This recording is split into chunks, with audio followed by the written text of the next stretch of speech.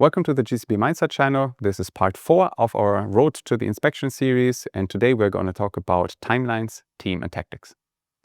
So let's kickstart this part by discussing why each of the individual teams are involved in the project. And here we are differentiating for ourselves internally two core teams.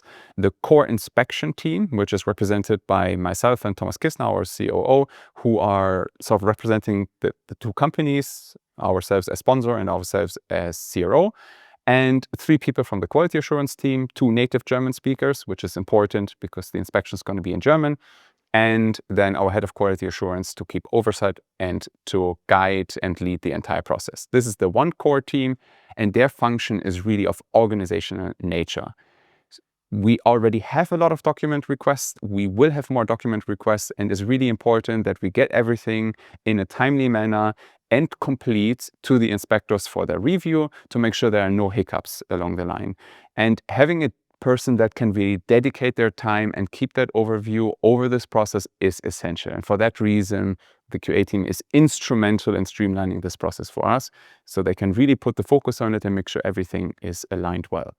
If you do not have such a person in your team, you must ensure that someone from the operational team that is involved has enough time to really take care of this, as it will make sure that things smooth over and you don't forget anything, which these bumps along the roads, they would definitely impact the first impression that you leave. And you want to leave a good impression. So on top of that, we have the operational teams, and we involve them because there are 2 projects in the focus.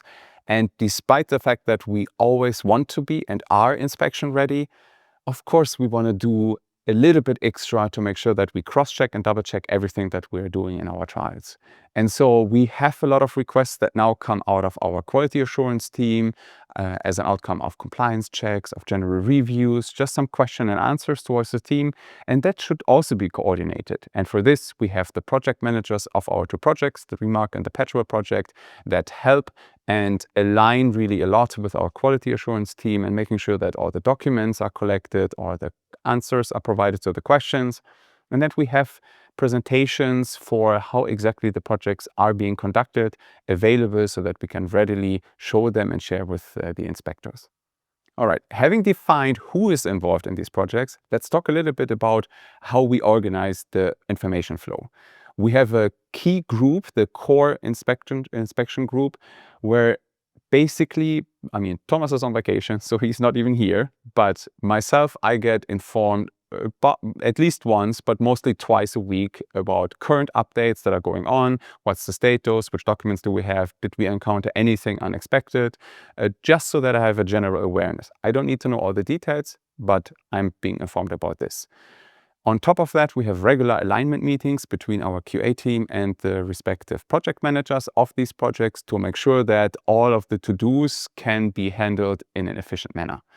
Now, we don't need to talk too much about it because what we need to do is relatively clear. So we have structured that information in a very neat Excel tracker that everyone has access to with defined responsibilities and timelines of each individual document that needs to be delivered. And we can simply track, is it there?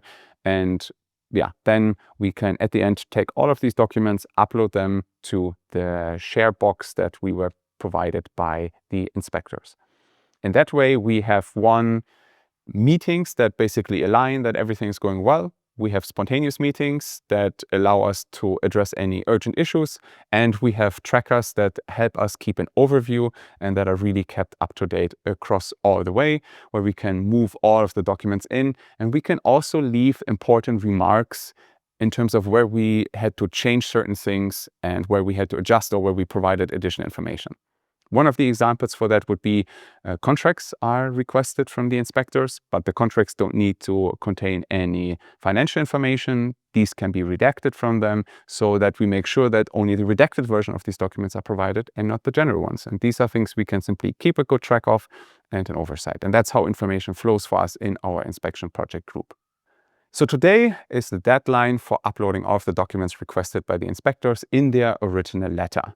We have everything already uploaded and prepared yesterday, and the notification that everything is available was sent out early this morning by our QA team after doing a final third check over all of the information provided.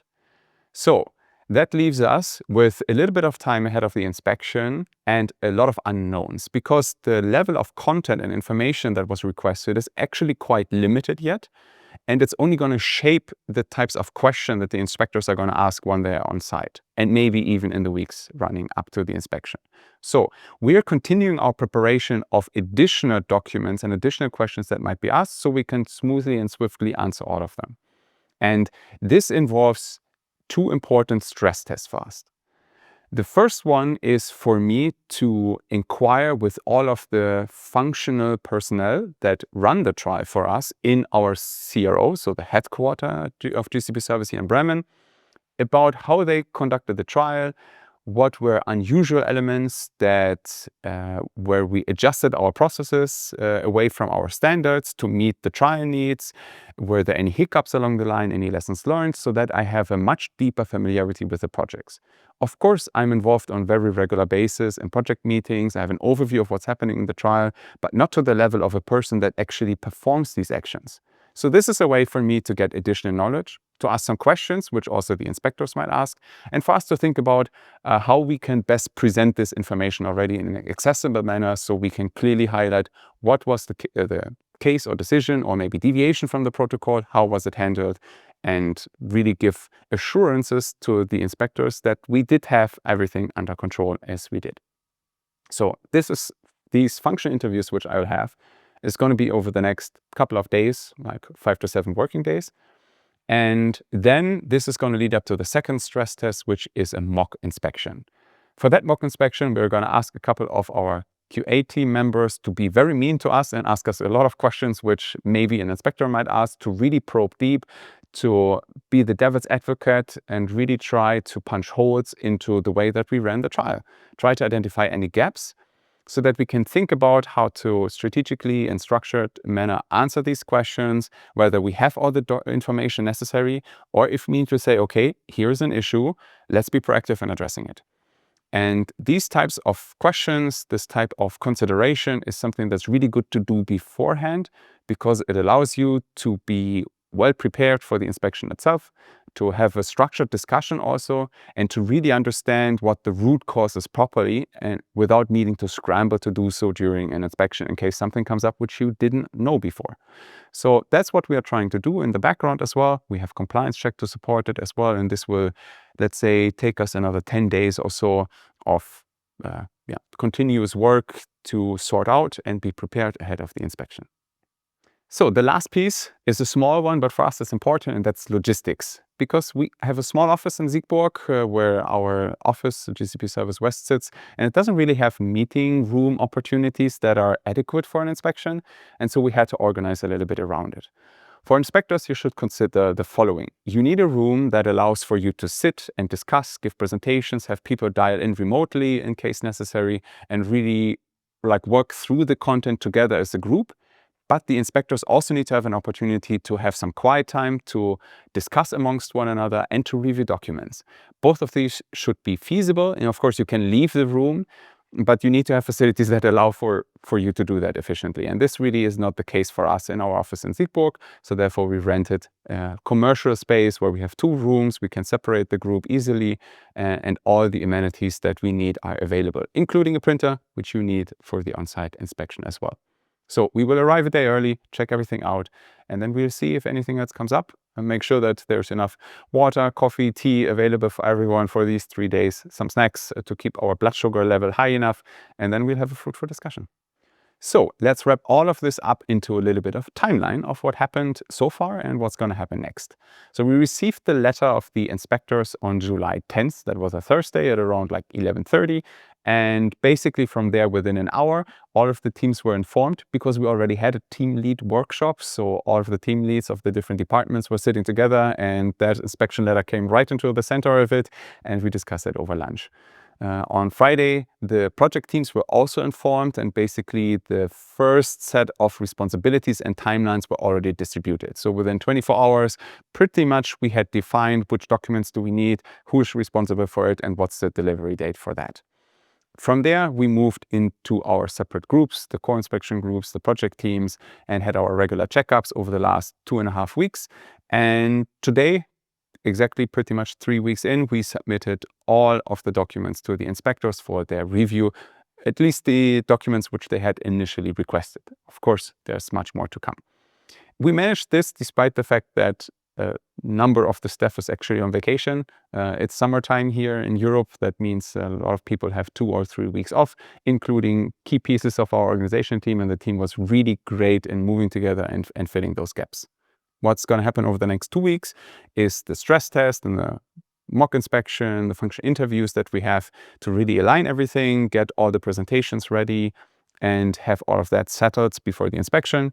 And then 20th through 22nd is the inspection. So from 19th through 22nd, we'll be in Cologne. And then, of course, it's going to take some time, which is less, let's say, work for us here at GCP Service for the time being, but really important anyway in the aftermath of the inspection, because there's first going to be a draft inspection report, which I'm anticipating will come within 4 to 6 weeks from the inspectors. And from there, we will provide some answers on our opinions, and then we will wrap everything up and we will have a formal note of an outcome of this inspection. From there, we will move, in case there are any findings, we will move into a planning. What are the next steps? How it can be mitigated? Of course, knowing our team, I know that pretty much on 22nd, we will already have a discussion around what do we anticipate findings could be, and how can we already prepare corrective and preventive actions as an immediate aftermath of this, so that they are ready probably even before we get the first inspection letter itself. All right, that's the end of episode 4. We hope you enjoyed this sneak peek or like slide behind the scenes into our timelines, how we approach the inspection and how we prepare all the documents and organize the teams. We hope you find it informative, especially if you haven't run an inspection yet.